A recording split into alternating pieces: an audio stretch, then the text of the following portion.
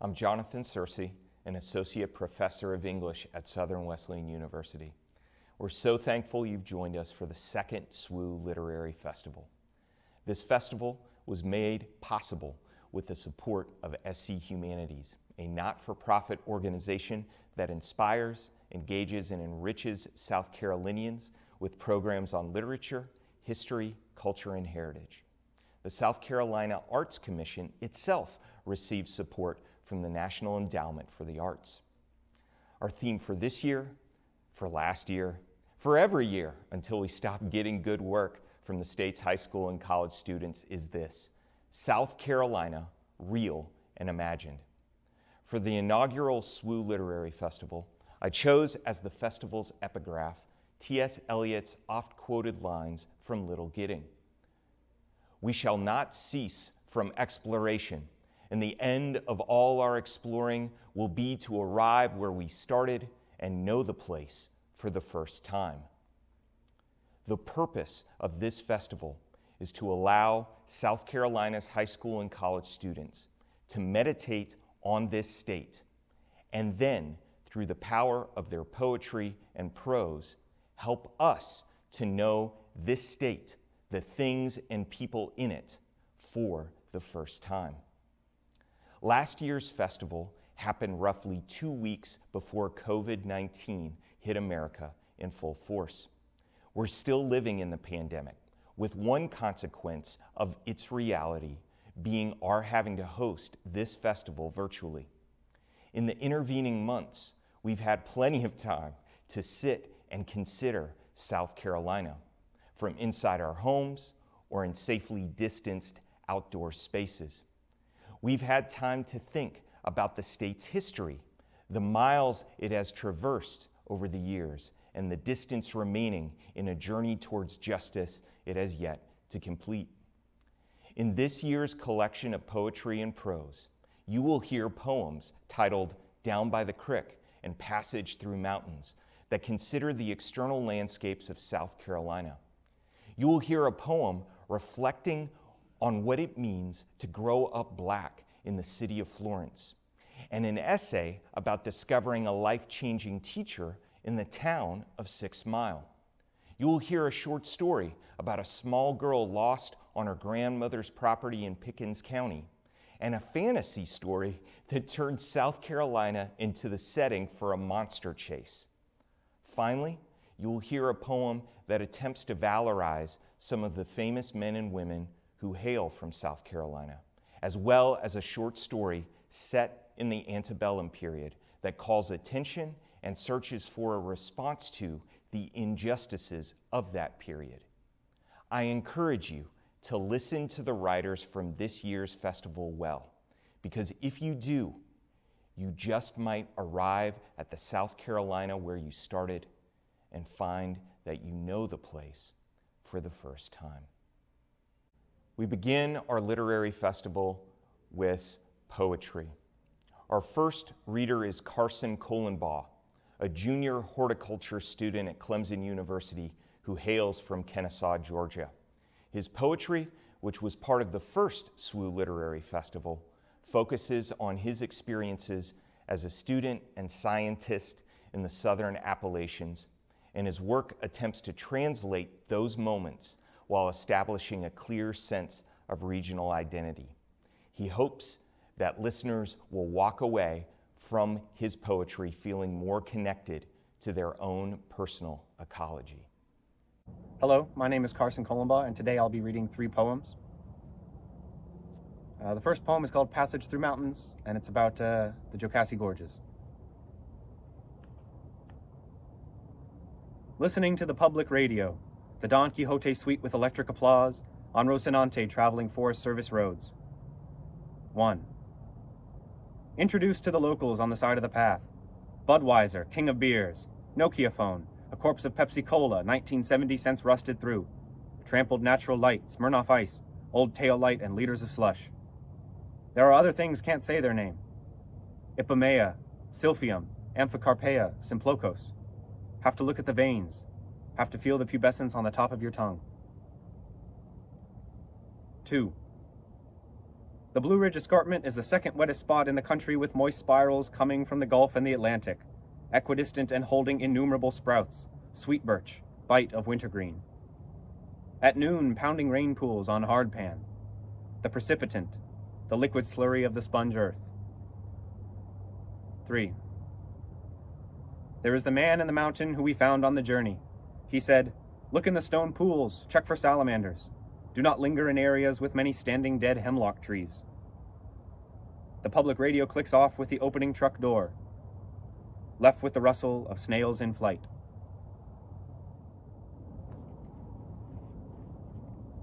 This next piece is called Dendrochronology, and it's about doing research on the history of fire in the southern Appalachians. At the foot of the tree there is a lip, and there is a lip beyond that. Each turn marks the fold of fire in season gone by. Some toss cigarette in 1948, the lightning of the last century, burning branches of Virginia pine thrown about by Cherokee hunters in their deerskin pelts. I am told each time the cavity closes it holds pitch, and sometimes that pitch keeps those gaping scars alive and well even after the slough of bark and moss have reduced these woods to sweet black powder. Eating beef sticks by the telephone tower, the hawks search for lunch through the sweeping gropes of fog. This third piece is called Persistence of Memory, and it's about the old site of the Russell family homestead on what is now Highway 28. This was one of the Cherokee lower towns in what is now South Carolina during the 17th and 18th centuries. This was a busy Appalachian farmstead in the late 1800s and early 1900s. This is a roadside stopover on Highway 28 that flanks the Chattooga River. Was the smallest of the lower towns in 1721 when it appeared as Chattooga, with only 90 inhabitants in that year's British census of Cherokee towns. Could hear the laughter of children playing in the creek, lowing cattle and clucking chickens as they searched for food. Where years ago I loaded inner tubes for an 8-hour float beneath old rope and kudzu monoliths. Was on a made trading path that crossed the Chattooga River and connected lower towns in what is now South Carolina to what is now Georgia and North Carolina. Built a small house in 1867 and enlarged it 3 times over the next 40 years to accommodate his growing family and guests. Is paved for 6 feet and fenced in to prevent F-250s with logging equipment from crushing the old front porch. Shows that the town was largely abandoned by 1740. Flocked to the area that is now Highlands, North Carolina to escape the hot South Carolina summers. Is fit with a broken barn, snakeskin pinned between old slats of board, empty rooms, nails dark like charcoal and soaked moss of spring house. Accounts of expeditions to this area in 1760 to 1761 do not mention it. Was a welcome sight when they rounded the curve and spied the large house. Has no firing, no hides, no echo of voices between twigs of heirloom walnut branches. Where the last Cherokee to live here sold his land in 1816. Where the Russell family provided overnight lodging and good home-cooked meals for weary travelers. Where I tie my nylon shoelace against the muddy bank of the Spring Creek. Coneflower, purple clover, and rust. A.J. Little is a graduating senior at West Florence High School, where he is a member of the school's varsity basketball team. He was accepted to and will attend the University of South Carolina this fall. He wrote his poem as part of Hugh Presley's senior English class. Growing Up in Florence by A.J. Little. Growing up in Florence as that little black boy, all I wanted to do was simply play with a toy. I always wondered why my mom was so scared. Little did I know it was only because she cared. Watching the news was hard for her to bear. Being so little, I was just never aware.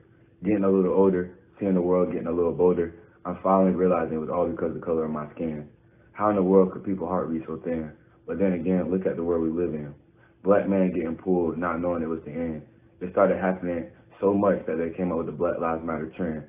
And that's life, growing up in Florence as that. Carlton Payne is a senior history and literature student at Southern Wesleyan University, and he hails from Salem, South Carolina. His poetry focuses on the history of South Carolina, and his work attempts to create a timeline of South Carolina heroes. He hopes that listeners will walk away from his poetry with a sense of pride in the men and women who lived in South Carolina.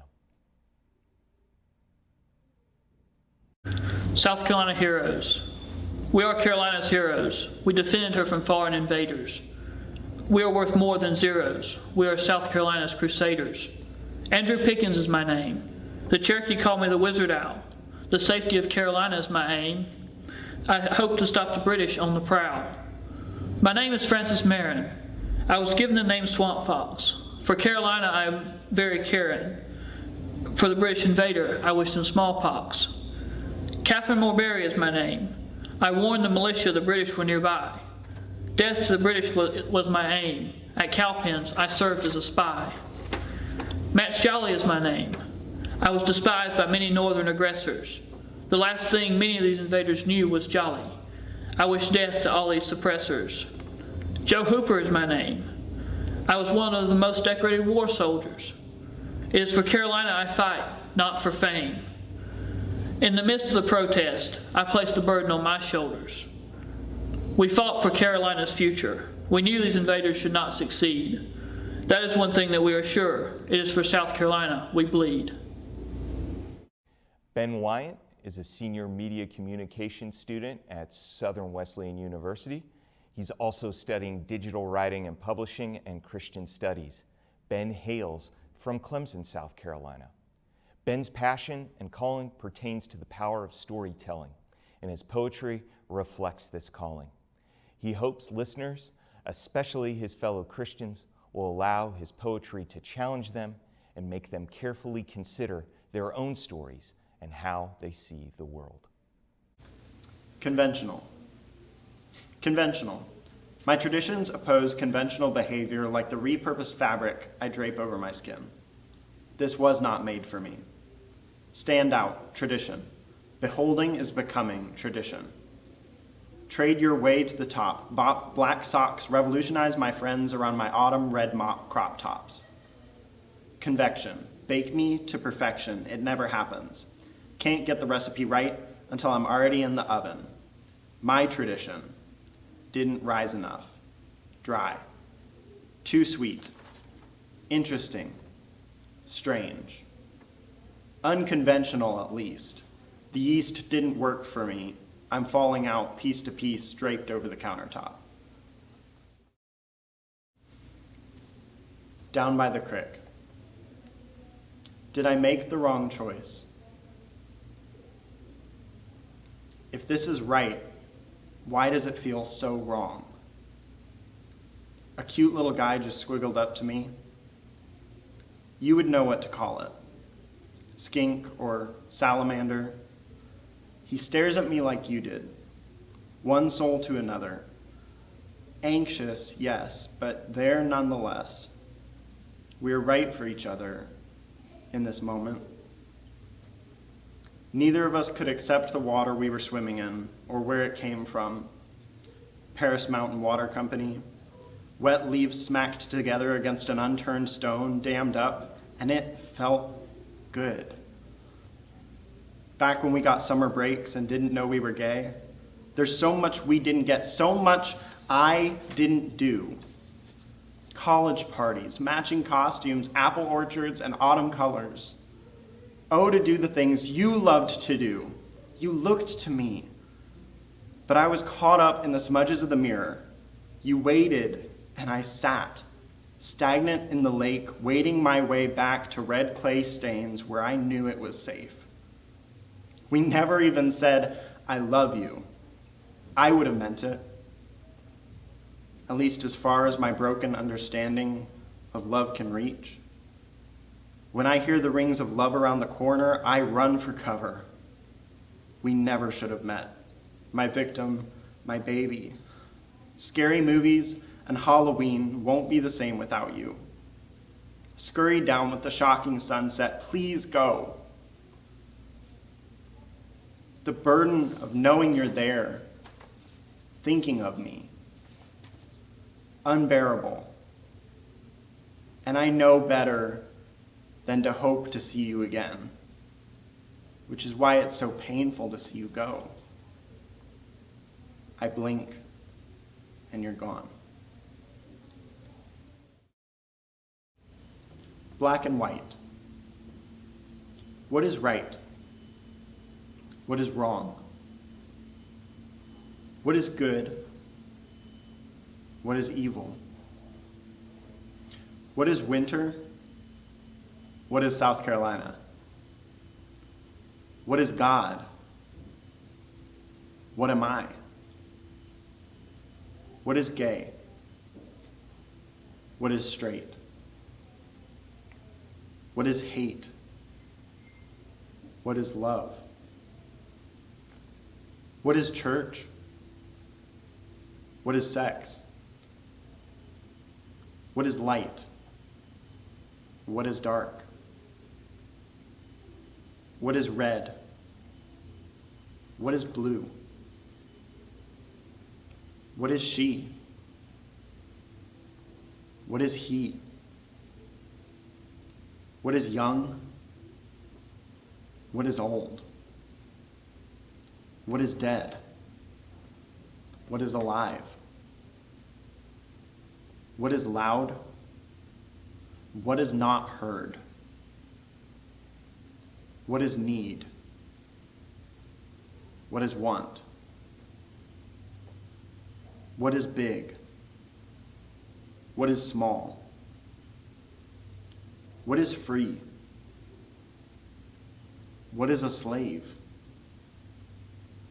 What is hell? What is the kingdom of God? What is sunshine? What is rain? What is alone? What is together? What is clean? What is ruined? What is a lie? What is truth? What is right? What is wrong? Our lone student essayist is Victoria Hudson, a freshman at Southern Wesleyan University. She hails from 6 Miles, South Carolina. Her short essay titled "The Joy of Knowledge" focuses on her experiences in education and why she aspires to become an elementary school teacher. She hopes the listeners will walk away from her piece understanding the importance of the teacher's role in every child's life. The joy of knowledge. I believe in every child's ability to learn. The joy of getting to watch a child understand a problem they didn't understand before is so inspiring. I've always known that I wanted to become a teacher, but my decision was solidified when my younger brother Mikey started kindergarten. I saw the way he was struggling with understanding when his teacher refused to help him. When Mikey was struggling with pronouncing his vowels, she gave him no help. The book she let her students use had no kind of repetition to help them learn and easily pronounce the words. Instead of having the patience to help her students, she sent my brother to the principal's office on a daily basis. Even at teacher-parent conferences, you could see that she had zero patience for her students. Instead of editing her lessons to cater to her students' various learning styles, her only goal was to push through the content so that she could meet her yearly mark. After having the worst introduction to learning and teachers, my brother began to hate school. I realized then that I never wanted another child to have to go through what my brother went through. I believe that every child should have the chance to love learning and feel encouraged by their teachers. My brother never got his chance to love school. Her attitude and way of teaching not only affected my brother's life, but mine as well. It made me want to become the best teacher that I can be. I want to be able to lift students up, not push them down, encourage them to learn and question the world around them, not leave them in darkness and confusion. Knowledge should be something special and unique for every child, not something they despise and find undesiring. As the years went by, it was soon my next youngest brother Colby's turn to start kindergarten at 6 Mile Elementary. At first, I was really nervous that Colby's teacher would be as bad as Mikey's and turn his beginning love for learning to hate. But after meeting Miss Marsico, I was amazed to see the difference in Colby and Mikey's lives. She had immense patience for her students and their parents. Every lesson seemed to incorporate the various learning styles to make it easier for her students to learn.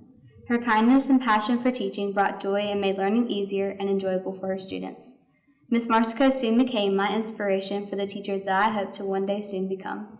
She's everything a child could imagine for the perfect teacher and more. I soon asked to become her teacher cadet assistant, and working alongside her in the classroom was the most uplifting and inspiring experience of my life. When thinking of my version of the perfect teacher, Miss Marsico is the first teacher to pop into my mind. I hope to one day be able to change the town of 6 Mile, South Carolina in the sweet, simple way that she has. The first of our 3 fiction readers is Gwendolyn Entz, who is double majoring in English and Christian ministry at Southern Wesleyan University. She started creating stories in her mind before she can remember and hasn't stopped since. She writes under the name Gwendolyn Grayson. Windways and Winding Ways by Gwendolyn G. Enns. I think we're here. Chris lifted his head from the window as the car pulled off the road onto a thin stretch of grass. The engine's purr cut off with the ignition, headlights slowly fading into darkness, leaving them with nothing but stars, a half-moon, and flashlights. The blonde agent, Jean Townford, was checking over her weapons again. Considering this was the third time she had done so, it seemed reflexive, a reassuring routine. Percival Stanton, the other agent, looked back at him with piercing blue eyes. You ready, Vordur?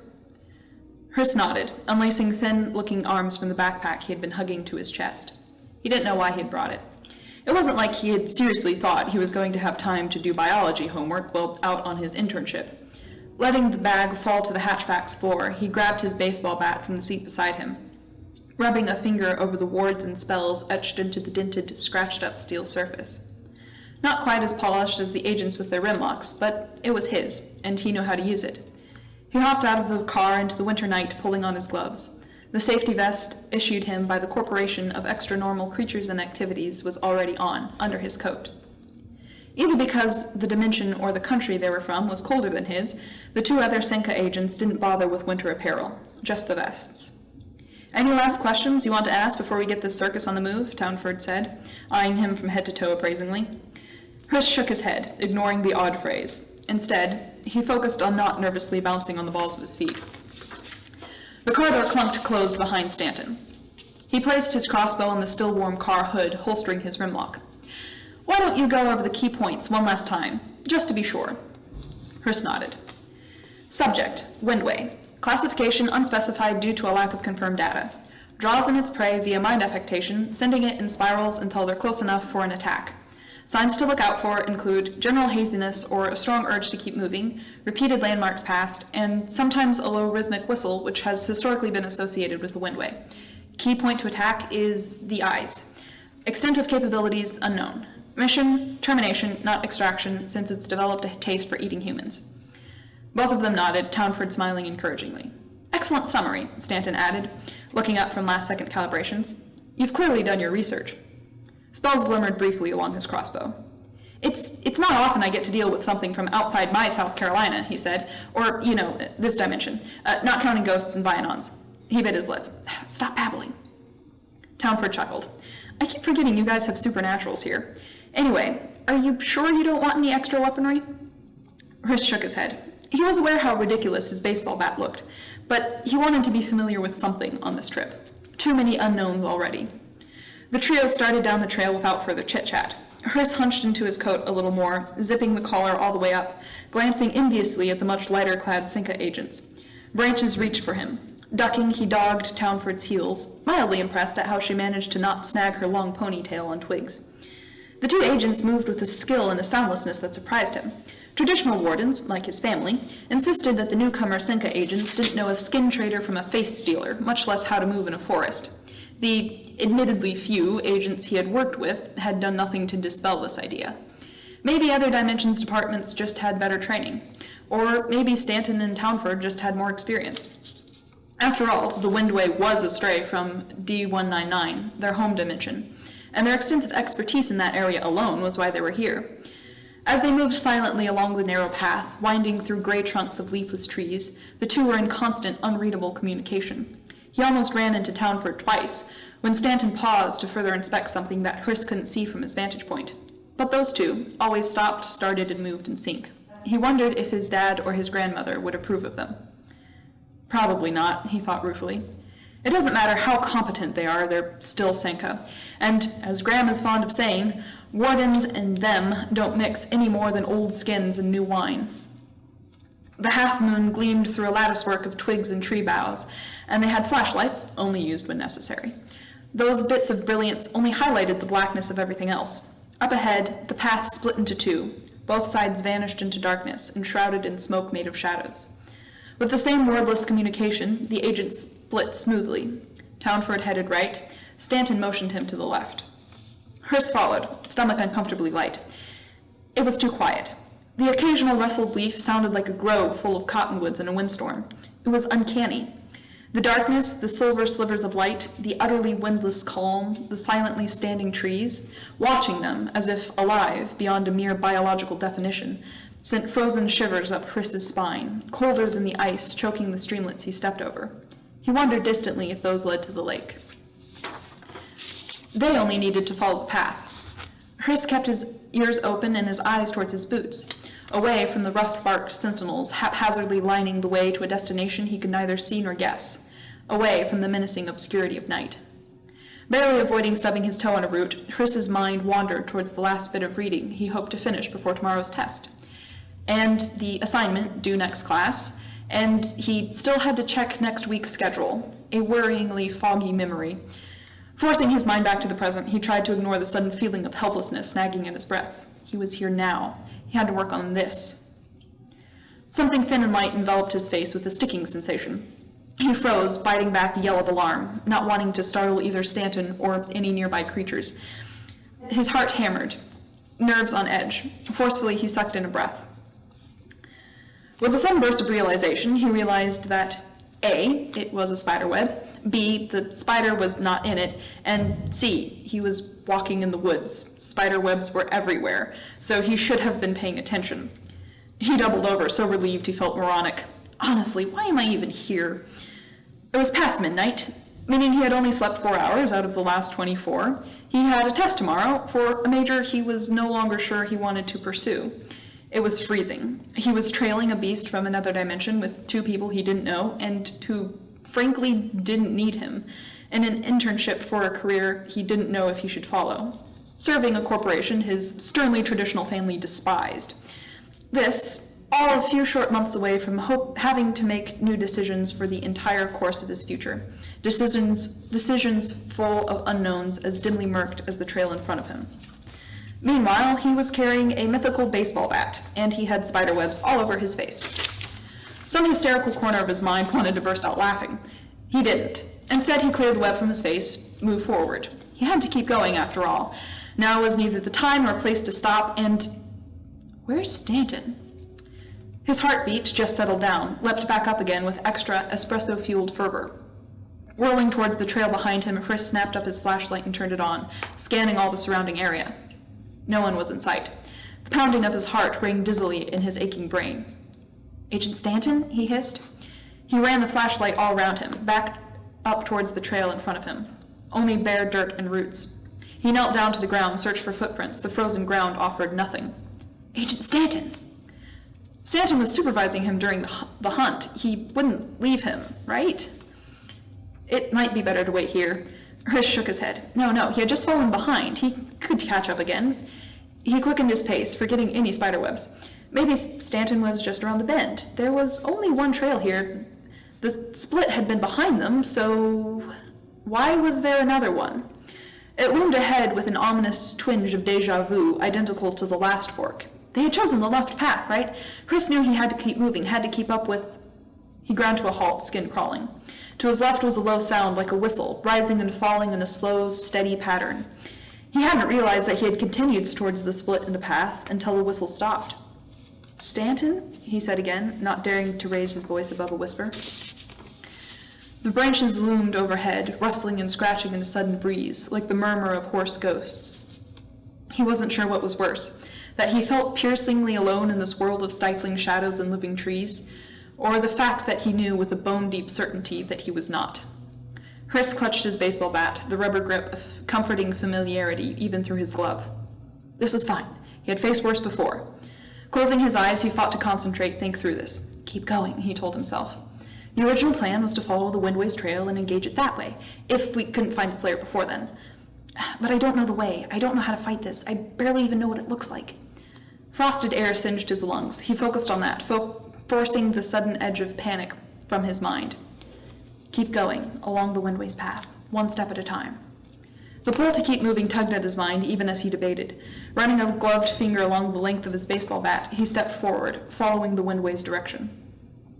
Worrying about his future would have to wait until he knew he'd be alive to see one. The low whistle sounded again, rhythmic and warbling, like a mourning dove trilling through violin strings. The impetus to move strengthened with the sound. Shadows cloaking the path lurked more foreboding than ever. Every now and then he would swing his flashlight around, but there was nothing to be seen except towering trees and sparse brush and the chancy, never-ending trail. No sign of Stanton, no sound but his own feet and the occasional low call of the windway. Which was perhaps the worst part. How was there no other sound, no night birds, no insects, no... His coat caught on a bush. Again, he ground to a halt, clenching his teeth. A glance around revealed that he had long since stumbled off the path. He was getting closer. The call chirred, louder this time. Digging in his feet, Chris refused to move, reluctant to get any closer to the unseen thing. Cracking, creaking, a branch shuddered under a heavy weight. He whirled in place, tapping on the bat's handle to activate the engraved glyphs. Nothing in sight. And yet, the underbrush crunched, thudding under impact. What had the file said? Extent of capabilities unknown? Great. He gulped, vision blurring. He needed a sign, a glimpse. Something slammed him into a tree, the safety vest whirring to life and throwing a protective shield around him in a glimmer of silver dust. Gasping for breath, he tried to stay upright on legs of chaff. A second unseen thing smashed against his side and hurled him into the frozen mud of a nearby stream. 2 sets of claw marks glowed on the silver shield. A heavy, smothering presence fell over him, pinning him to the ground, blocking out the twig-woven ceiling. Gasped breath clattered in his throat. Gritting his teeth, Chris slashed upwards with all the force he could muster. There was a shriek, and the weight lifted. He still couldn't breathe. Wildly, Chris swung the bat again at the empty air. A burst of force swirling out in a shower of copper, carving a swath through the forest in front of him. The mythe blade bit into the tree beside him with little effort despite his shaking hands. There was a deafening silence, except for the high-pitched whine of the mythe blade shimmering around the bat. Nothing moved, stillness as painful as his throbbing head grating against him. He still could see nothing. Did that mean it had worked, or had he missed it altogether? Then, rustling in the dried boughs above him. Chris shut his eyes. He couldn't trust what he could see, couldn't make a move based on that. Waiting, listening, fighting to hear the quiet sounds above the rushing of his own blood like a riptide in his ears. The creature moved towards him. A bush, still clinging to its long dead leaves, rattled to his left. Chris acted instantly, jerking the mythe blade forward. Another scream, another silence, fostering the panic of anticipation. Chris opened his eyes, unable to stand it. Something moved, something hurtling towards him. He raised his bat defensively as he took a step backward, slipped, crashed groundward. Steel eyes glowered in a hazed silhouette against the waxing moon. A cold smell, terror. Teeth, claws, ripping at a shield that felt like a glass coffin. A sharp twang and impact he felt through the body on top of him. Collapsing warm weight pressing him further into the mud. Vordor, are you okay? Chris rolled, kicked the thing away from him in a burst of adrenaline, scrambled away. Eyes still wide, he looked up to see Stanton, crossbow already reloaded, racing towards him. Shooting the second bolt into a mass of fur and limbs, he held out a hand for Chris. Are you all right? All in one piece? Chris nodded, pulling himself up. Yes, sir. He followed, feeling the bile of fear as it began to dawn on him that he was still alive. Stanton heaved an enormous sigh, running his hand through his hair. You scared me half to death with that disappearing stunt. You're as bad as Jean. He grinned in relief. I mean that as both a complaint and a compliment. You did a number on the windway by yourself. He pointed to the thing on the ground, a mass of mud, dark fur, and blood, with 2 crossbow bolts sticking out of it. A rank smell Chris hadn't noticed before made him wrinkle his nose. He nudged it with his toe. The long body flipped over, thick furred tail still twitching. Is that it? Chris asked, half disbelieving. He could see 2 deep cuts from his mythe blade, one across its unnaturally huge eyes. But it was smaller than he had imagined. The 6-limbed body was smaller than a coyote. Stanton nodded. You always think they'll be bigger when you can't get a decent visual. Are all windways that way? Windways, wherries, leechers? You'll find a lot of things seem harder to handle than they actually are. Unknowns always bring more fear than they merit. Chris chewed his lip thoughtfully, mind spinning through dozens of answers and questions. How do you deal with unknowns, then? You always shoot them with a crossbow? Chris could feel Stanton staring at him searchingly. Only works occasionally, he said slowly. Otherwise, you take it one step at a time, dealing with what you do know, and what you don't will reveal itself in due time. Work with what's in front of you at the moment, right? Exactly. Stanton clapped him on the shoulder, grin returning. For a new intern, you did a fantastic job. I certainly did worse on my first few field tests. He took a deep breath. Now, let's find Jean and get back to your dorm. Chris smiled, feeling lighter than he had in a while. Yes, sir. I need to get some sleep before my test tomorrow.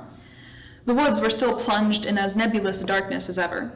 But he noticed, as he helped Stanton drag the Windway's carcass back to the car, that there was just enough light to see by. Carly Hickson is a sophomore at Charleston Southern University. She's an English major with a writing emphasis. Her short story setting is Hunting Island, and the story focuses on the relations between the inhabitants of a fictional estate. She hopes that her work conveys a sense of hope as her characters struggle to deal with familial expectations and the burdensome reality of the antebellum period while finding comfort with each other. Hi, my name is Carly Hickson. I'm a sophomore at Charleston Southern University, and my short story is titled A Light That Flees. It's based off the Hunting Island Lighthouse, and it's a beautiful landscape that I just wanted to write about. Thank you so much for selecting my story. It was the end of March when I first met him. His hair appeared scraggly and disheveled. Now it was neatly combed back, parted to the right side of his head. His dirty blonde hair left his blue eyes shimmering, his entire aura radiating brightly. Perhaps it was the warmth I felt growing between us, or maybe it was just the light coming from the lantern centered in the room. He and I would meet at the top of the lighthouse every night to avoid my father's watchful eyes. Mr. Edgeworth, my father, disagreed with mine in his relationship. Yet I never truly cared for his opinion. The only matter of his that I carried in my heart was what he once said to me. These estates will be yours one day. You have a lot to learn.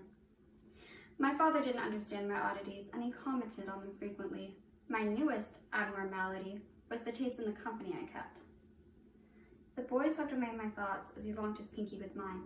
He whispered my name as the sleeves fell an inch down his arms. He wore a button-up that was too big for his lean figure. The hem fell to his thighs, and the rolled-up sleeves kept falling to his wrist.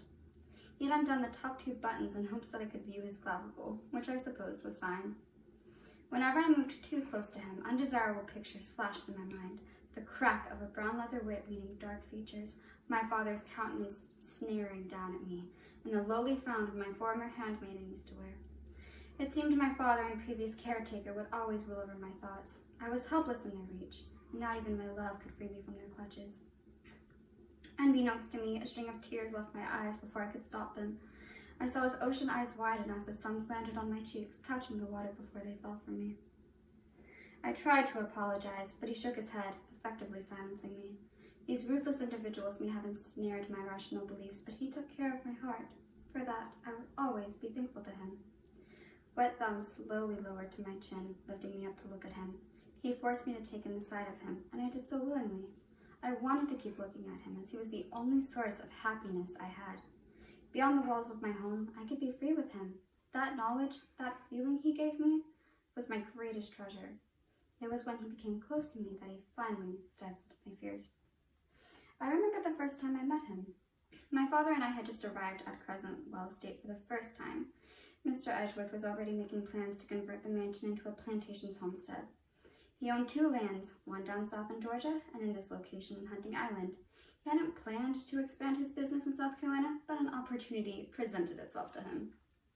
My father was a skilled gambler, always looking for a card game to ignite his excitement. One day in early March, he came across a tavern in Charleston where young men were making promises they couldn't keep in a game of poker. With their inhibitions completely stripped by the bourbon in their hands, they bet their chips ostentatiously. One man bet his prized steed, one man bet over 25 slaves, and one bet his younger sister, ostensibly.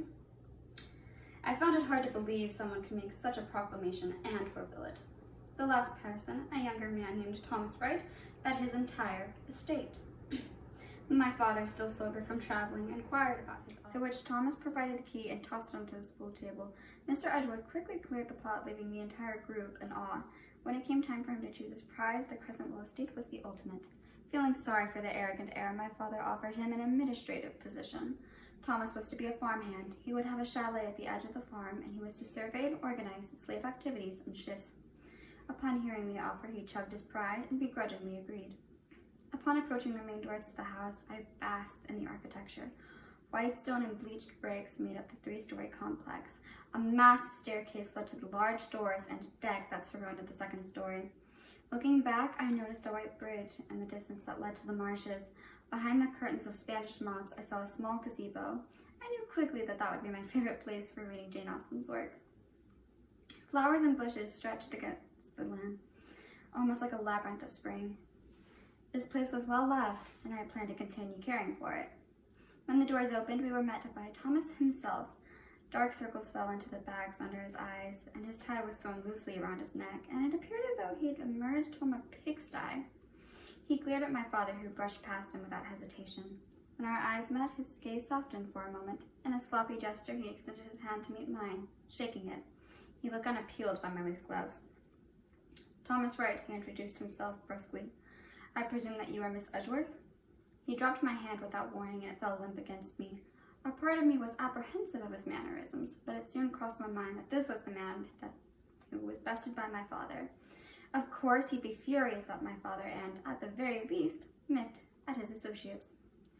As I stood at the door and recounted my father's story of the game, I couldn't help but release a quiet laugh.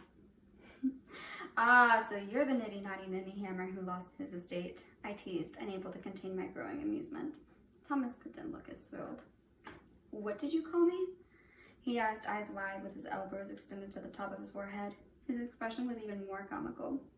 I brushed off his question and changed the subject quickly. I wanted to be sensitive, as I was sure the young man did not want to relive his humiliation further.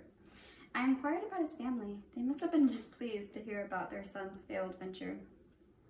They've passed, he murmured. I almost didn't hear him. This estate was my inheritance. They left it to me in hopes I'd turn it into a successful plantation. I didn't. His words washed over me like a thunderstorm. Thunder sounded as he spoke, and I wasn't sure if I heard him correctly. Lightning flashed in the sky as the weight of his words struck me. As he conceded in me, a perfect stranger, about his parents and their expectations of him, I was flabbergasted. I didn't expect to meet an orphan, nor did I expect to make a claim on the fortune left to him by the deceased. I wondered if my father knew. He must have, or else he wouldn't have been so generous to give Thomas the chalet. He wouldn't have been happy knowing of my father's plans to convert the simple farm into a production of slaves. Thomas acknowledged the change in weather, pulling me from my thoughts. He stepped inside the house and motioned for me to enter. I did so hurriedly as more thunder rang out into the air. On the walls of the foyer were pictures of a small family. A mother, a father, and a son took the foreground of every single portrait my eyes found. They all wore bright, toothy smiles. I remembered the portraits that my father and I took. They were always gray and lackluster. It was evident to our guests that compassion was missing from our home.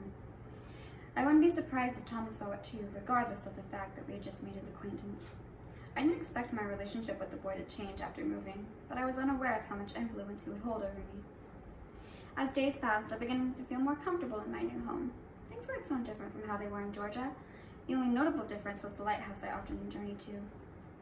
I understood that it was recently constructed, and therefore my father considered it a dangerous beacon for the slaves.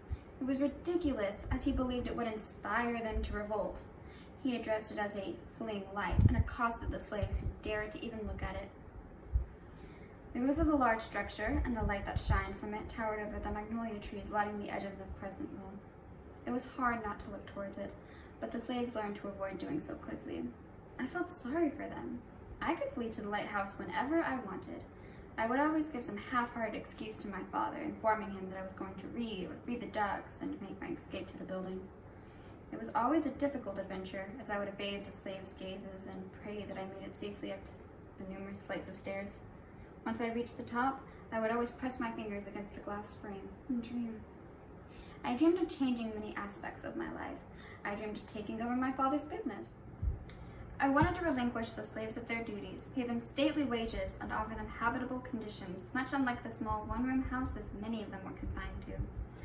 The lighthouse and the strength it exuded reminded me of Anna May. She was my caretaker after my mother passed. I always set aside a place for my mother in my heart, although Anna May took precedence. It was like comparing a small puddle to the entire ocean. Anna May and I were close, and she was the reason I grew to respect and cherish the hard workers my fathers considered servants. She was old when I was only a child, but she always told me not to be afraid. Her favorite metaphor for me was, ironically, a lighthouse. I understood that was a bit on the nose, given my current circumstances, but I always was elated by her praise. Now that I live near one, I went every night to watch the yellow glow drift over the ocean, the hills, and the trees.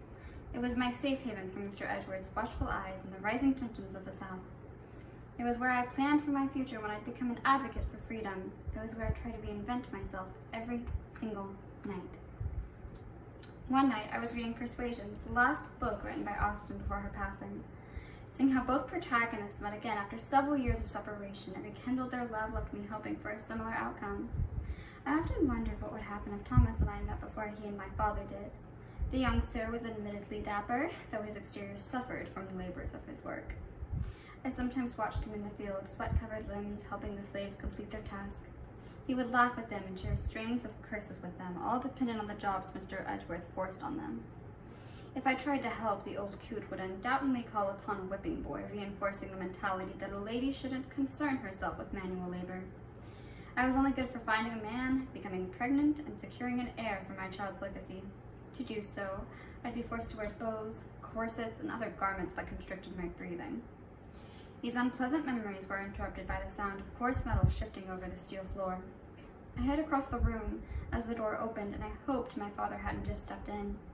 I was astonished to find a shorter, lean figure standing over me. "It's only me," he said softly. "Only you?" I asked. I needed reassurance that my anxieties were wrong. "Yes."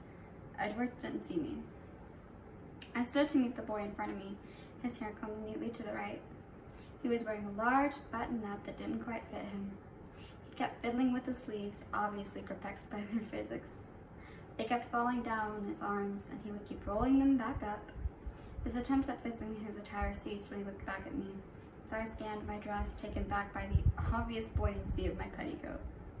In his eyes, I could tell he was disheartened. My father forced many things upon all those around him. There was no doubt that he affiliated the dress with the idea that I was to attract a suitor.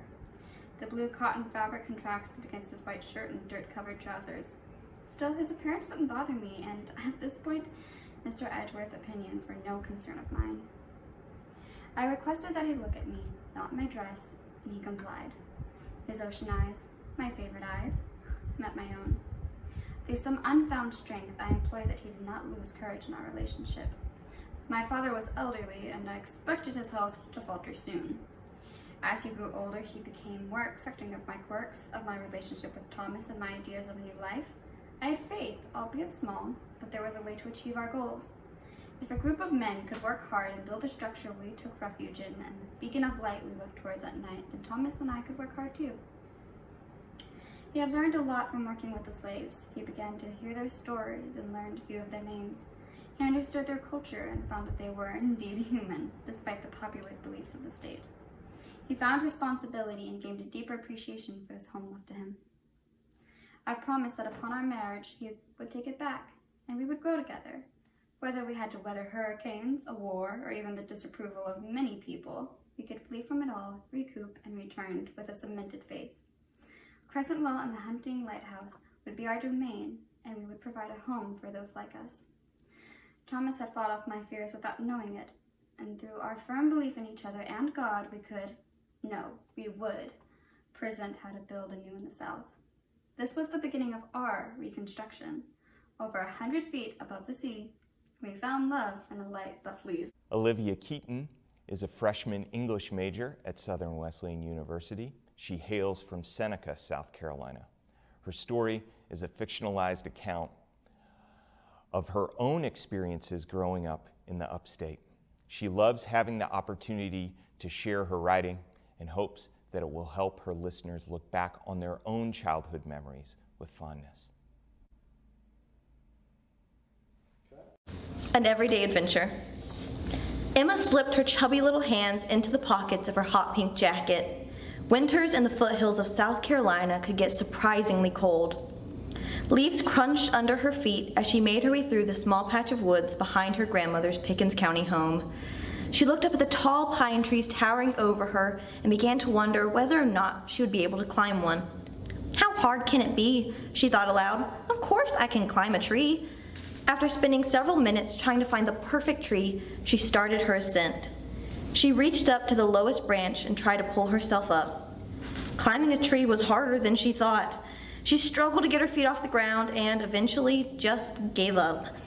Who likes climbing trees anyway?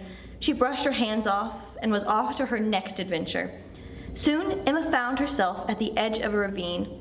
It was fairly shallow, but still deep enough that the 7-year-old couldn't jump down without risking a broken ankle. She walked along the ravine's edge until she made it to a point where she could safely climb in. She slowly made her way down the naturally formed ramp and began to explore her newfound territory. As she walked along, something caught the child's eye. It was a hole in the side of the ravine, a large one. Emma was fascinated with her discovery. It reminded her of the bear cave she had seen in picture books.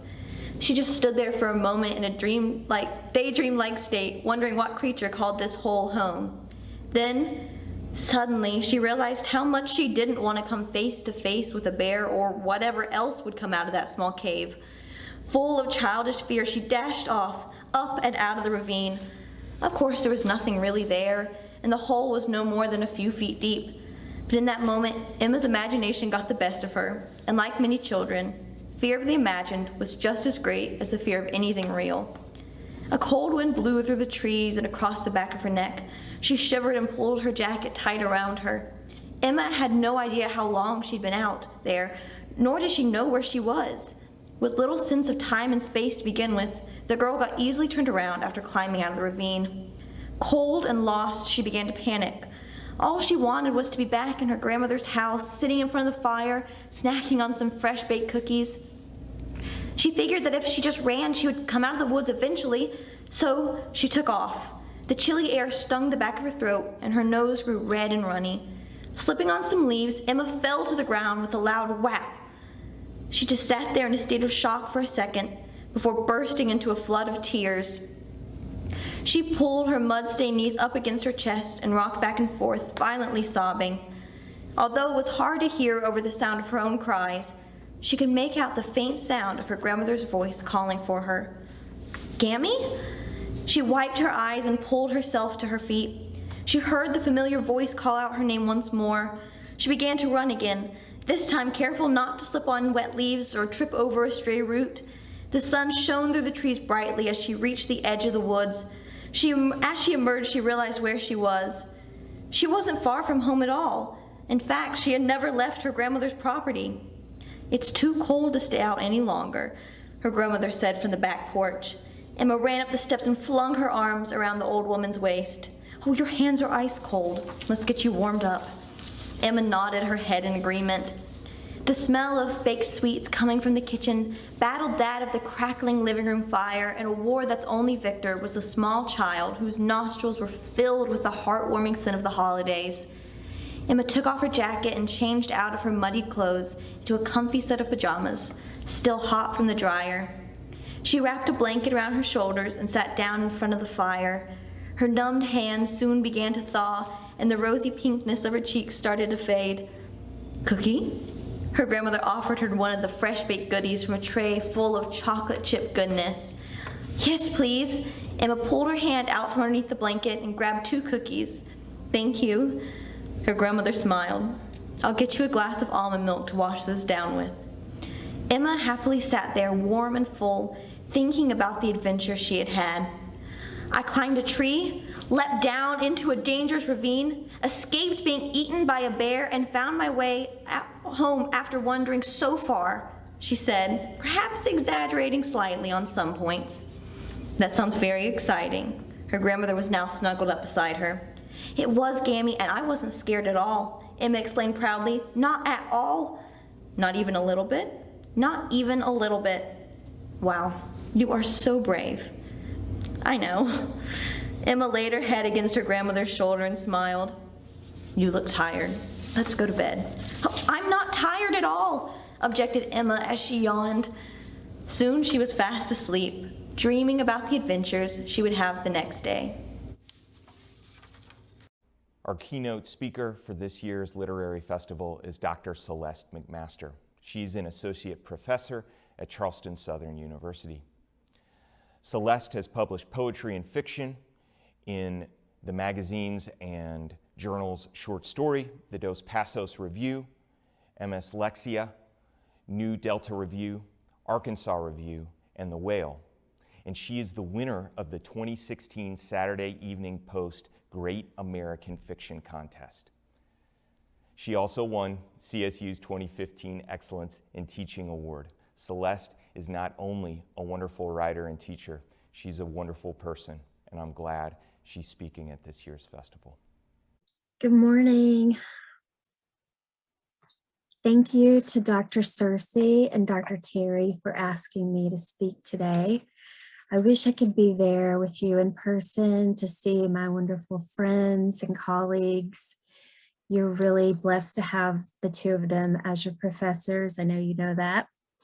I'd love to see all of you guys, all of you conference participants, but thank you for tuning in to listen. So the talk today is on the theme Poetry, Place, and Imagination, Thoughts During a Pandemic, February 2021. And I'm going to talk about 3 types of spaces. One is the natural imaginary space. The second is the political space.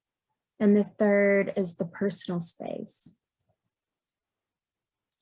For many of us, since March of last year, we've been largely staying in place, perhaps imagining places we'd rather be, or remembering cherished places we shared alone or with loved ones.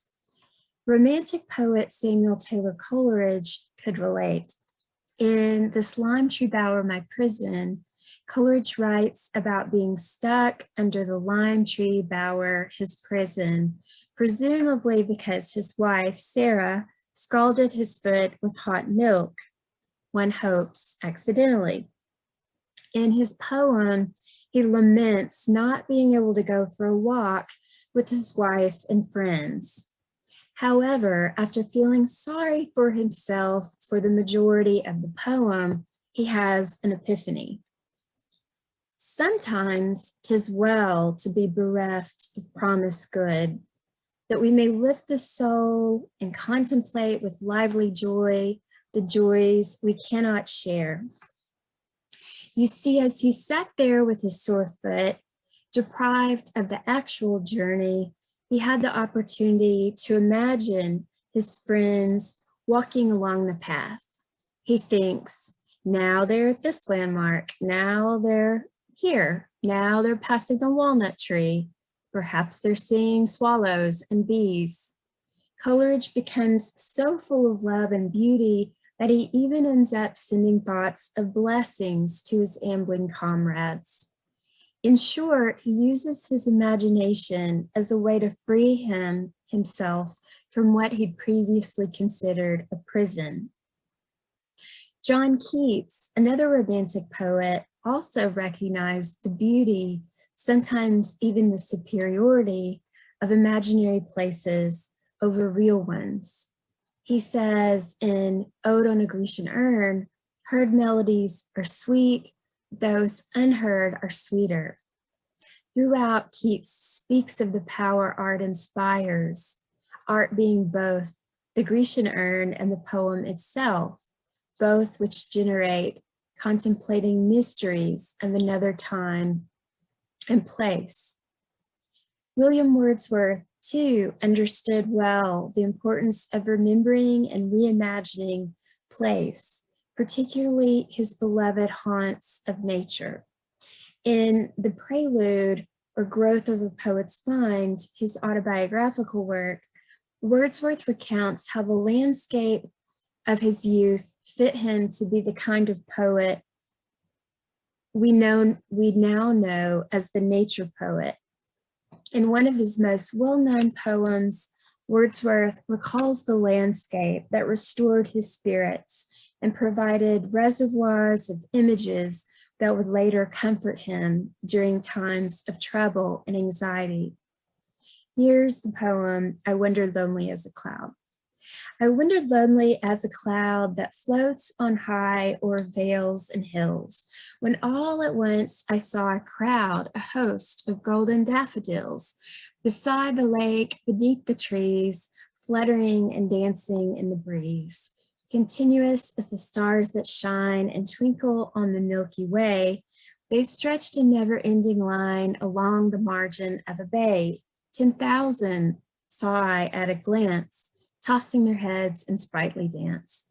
The waves beside them danced, but they outdid the sparkling waves in glee. A poet could not be but gay in such a jocund company. I gazed and gazed, but little thought what wealth the show to me had brought. For oft, when on my couch I lie in vacant or in pensive mood, they flash upon my inward eye, which is the bliss of solitude. And then my heart with pleasure fills and dances with the daffodils. As a young girl growing up in a rural town in Arkansas, I, like these romantic poets, was a somewhat lonely child who took solace in worlds of my mind's own making. In Chinese Mulberry Tree, the first poem of mine that was published fittingly in the Arkansas Review, I write about one place of refuge, my favorite tree. And this is in parts. 1. Its arms reached out in front of my childhood brick home, scratching against my bedroom window, frightening me, the wolf of my nightmares returning to devour. But in the hot afternoon sun, I'd climb thick, sturdy branches, their crevices made for my small feet. I wouldn't know the name until years later, Chinese Mulberry Tree, exotic for a tree just off a dusty road in a small town in Arkansas. Neither would I know how Minerva loved the tree, symbol of wisdom, or how the leaves hosted silkworms. And much later, I'd learned the real name, Chinese fruitless mulberry tree, the tree where I first began to bud. 2. But I did know this, of all the trees in the world, this one was mine. Shells of locusts stuck to its bark, dried like the fried pork skins my brother and I would eat in Daddy's filthy, dusty brown pickup with the silver flatbed. I was queen. No evil hands or voices could reach me. Seated on a strong, thick branch, contemplating comings and goings, the buzz of flies, the zip of the bulldog's cable, while she ran back and forth, searching within her small perimeter for new reasons to growl and snap. Tearing apart a serrated leaf in the shape of a teardrop, smelling its bitter earthy tang, rubbing its milk-white stickiness between my fingers, watching a solitary truck driving down the road, dust clouds trailing far behind. My nose clogged with dirt from the unpaved road, cow manure, the sick sweetness of Confederate jasmine and heavy rain to come. Up, away from cigarettes and burning metal of Daddy's welding, my hands still smelling of powdered milk and dog food. 3, just behind the tree, sand piles used for target practice. I hid among the bright green leaves, away from whizzing, stinging arrows, far away from other children. So I invented friends, blessed them with identities.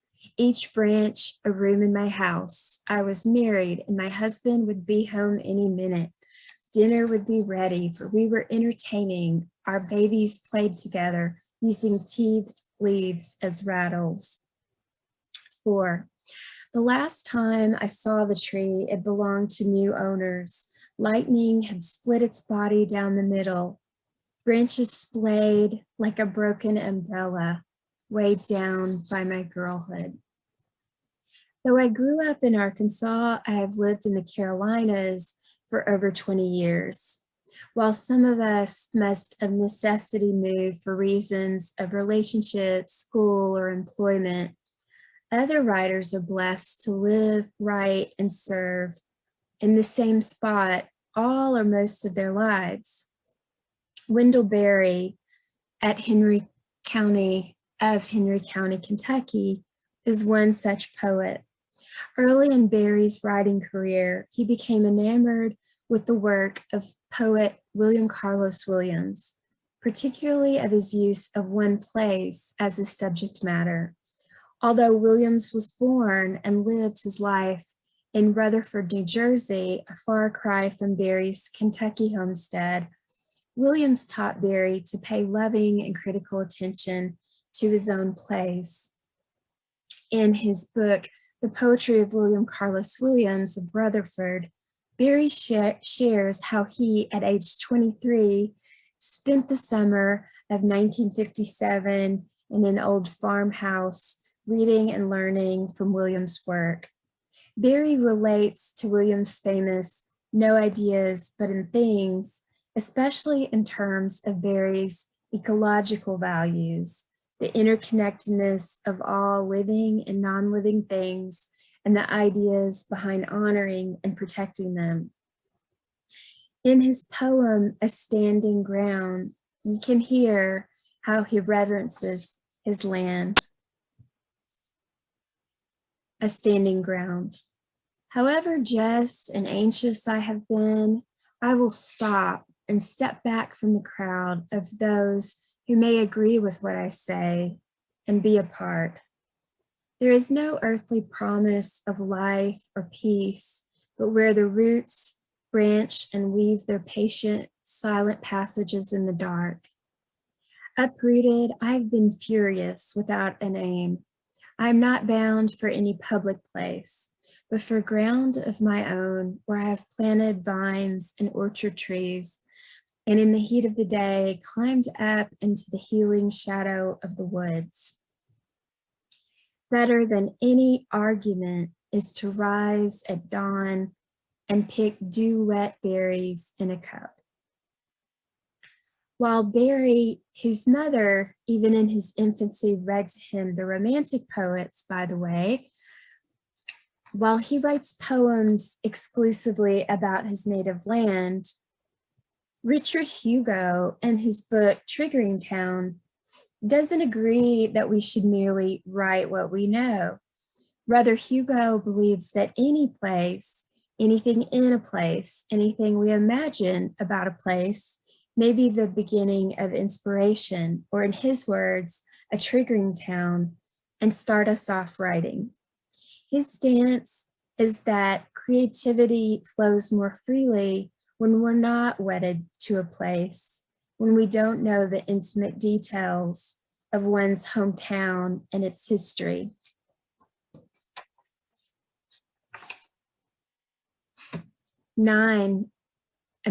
3, political space. Romantic poet Percy Bysshe Shelley believed in the revolutionary power of poetry to change the course of history. In Defense of Poetry, he boldly states, "Poets are the unacknowledged legislators of the world." For a while now, we've not much seen this in action. However, my hope is that poetry is making a political comeback. At the inauguration of President Joe Biden, for example, Amanda Gorman delivered her poem, The Hill We Climb, where she reminded us of our broken history and of the hard work we have ahead. We were also reminded of the importance of place as a shared inheritance when Jennifer Lopez knocked it out of the park when she sang, "This land is your land, this land is my land." When you love a place and its citizens, you recognize and address what's wrong in that place. You speak out against injustices around you. Poet laureate Joy Harjo, in the first section of her poem, Conflict Resolution for Holy Beings, instructs us. Recognize whose lands these are on which we stand. Ask the deer, turtle, and the crane, Make sure the spirits of these lands are respected and treated with goodwill. The land is a being who remembers everything. You will have to answer to your children and theirs. The red shimmer of remembering will compel you up the night to walk the perimeter of truth for understanding. As I brushed my hair over the hotel sink to get ready, I heard, by listening, we will understand who we are in this holy realm of words. Do not parade pleased with yourself. You must speak in the language of justice. Not only do we celebrate the loveliness of our country's places, but we also must call out its wrongs. Natasha Trethewey's poem Incident is one example of a poem that calls attention to racial injustice. The poem is a pantoum, by the way, a fixed form that includes a specific repeating pattern of lines. Trethewey's repetition conveys the trauma of living and remembering her family being threatened by the Ku Klux Klan. We tell the story every year how we peered from the windows, shades drawn. Though nothing really happened, the charred grass, now green again. We peered from the windows, shades drawn, at the cross trussed like a Christmas tree, the charred grass still green. Then we darkened our rooms, lit the hurricane lamps. At the cross, trussed like a Christmas tree, a few men gathered, white as angels in their gowns. We darkened our rooms and lit hurricane lamps, the wicks trembling in their fonts of oil. It seemed the angels had gathered, white men in their gowns. When they were done, they left quietly. No one came. The wicks trembled all night in their fonts of oil. By morning, the flames had all dimmed. When they were done, the men left quietly. No one came. Nothing really happened. By morning, all the flames had dimmed. We tell the story every year. Through her use of Christian and Christmas imagery, Trethewey points to the gruesome contrast of a message of a loving Savior. In my own poem, Interference, Atkinson County, Georgia, I explore a different kind of iniquity, that of animal cruelty. The poem was inspired by a news article from Atkinson County, Georgia, that profoundly bothered me. We all saw the manipulation of her body, the torque of torso and limbs. What power must have forced her into this position? Out of season, the policeman said. The doe's head, legs, neck, duct taped to the black metal folding chair, backed against the street sign, thin cigar placed in the side of her mouth, orange plastic glasses across her eye. What boys designed this harness of color, of vinyl and glue? It must have taken more than one of them to dress her just shot body in that fluorescent green vest. It must have taken more than two to bend her just shot body to the angle of their smiles. She looks nearly alive, eyes shut, trying and failing to break out. Ears splayed, head turned, resisting. I smell her fear, a flesh warm and wounded. Did she sniff the danger, the beer? Did she stomp to warn her babies, her mother eyes, gold bright and blind from cameras, flashlights? Lord, resurrect her body, cut loose the tape, let her haunt. May the boys smell beer and blood, feel the cold metal chair, the bullet in the chest. May they see the deers, then themselves, the deers themselves, the deer, the deer themselves, in the chair, strapped in the chair, in their dreams, in their minds, every day, every night, for the rest of their lives and beyond.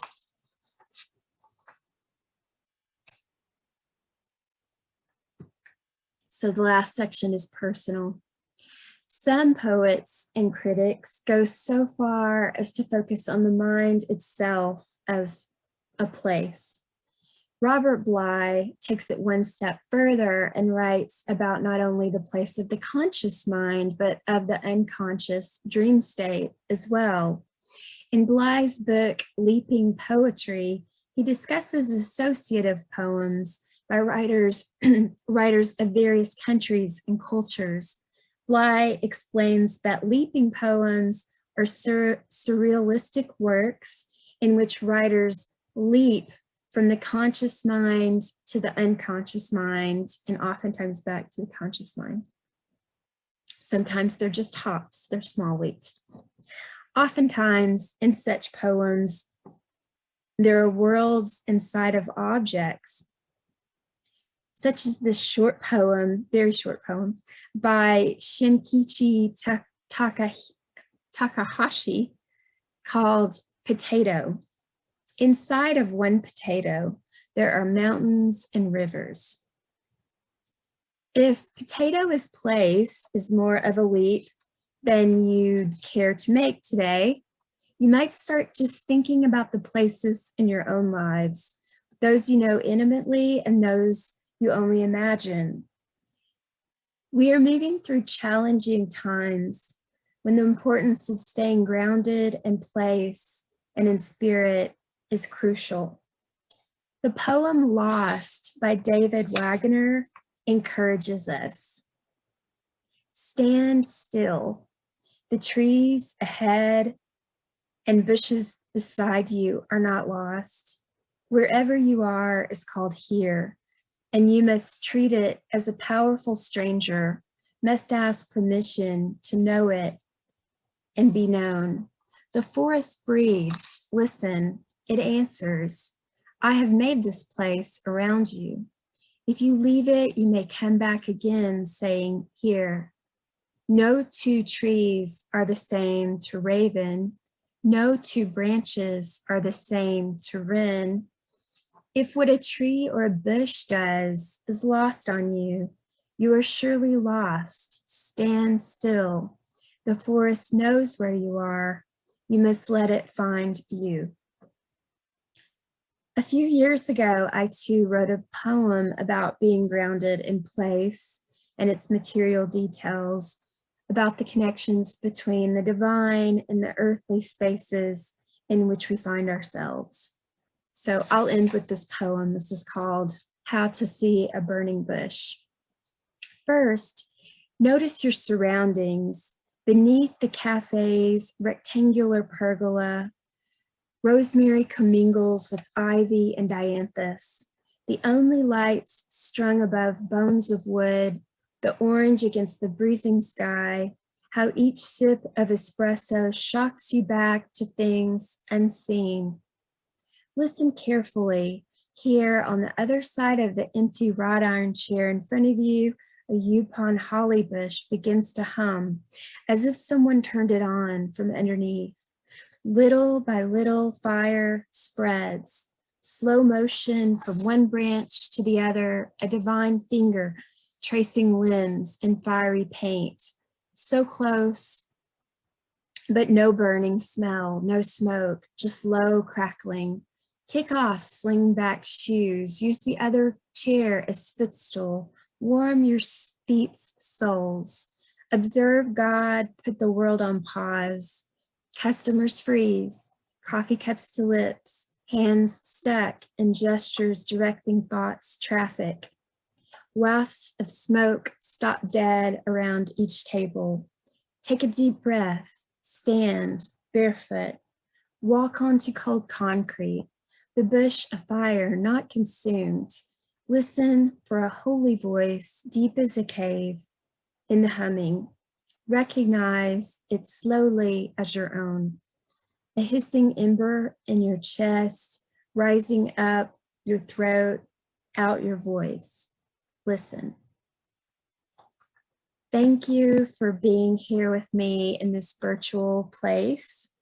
I pray that you will have a good conference, that you'll listen to your heart and to God's still small voice in your writing, in your studies, and in whatever place or places the Lord has for you. Thank you so much. Thank you so much for joining us at this year's Literary Festival. Before we say goodbye, we have some very necessary thank yous to give. First, to SC Humanities for helping make the festival possible. Second, to Southern Wesleyan University, and specifically the College of Arts and Sciences. I'd like to particularly thank the following people for their technical help this year: Dr. Lewis Knight, Joshua Mayfield, Heath Mulliken, Jared Trudell, and Ben Wyant. A very special thank you to Dr. McMaster for giving a fantastic keynote. A thank you to our flexible and noteworthy poets, essayists, and fiction writers. And a thank you to the teachers and professors who encouraged their students to submit work this year. There is more in this state than has been captured, even in this year's phenomenal festival. And we hope you'll join us next year as we continue to explore South Carolina, real and imagined.